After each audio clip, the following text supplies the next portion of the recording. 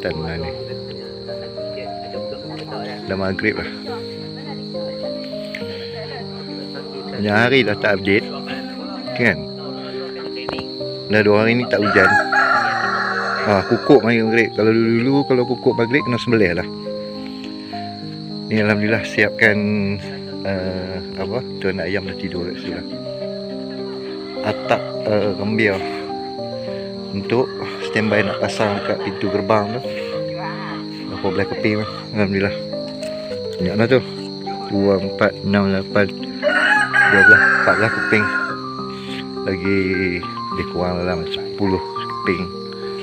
Cukup kot. Ni nak atap pintu gerbang ni. InsyaAllah. Nak start pasang lah kan.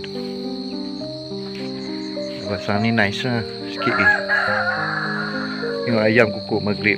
Kalau orang dulu kalau kukuk maghrib, orang dah sembelih lah. Pantang untuk dulu.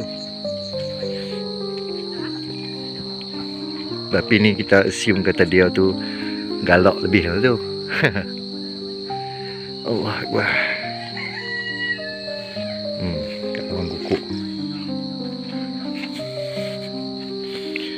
Lawatan anak-anak.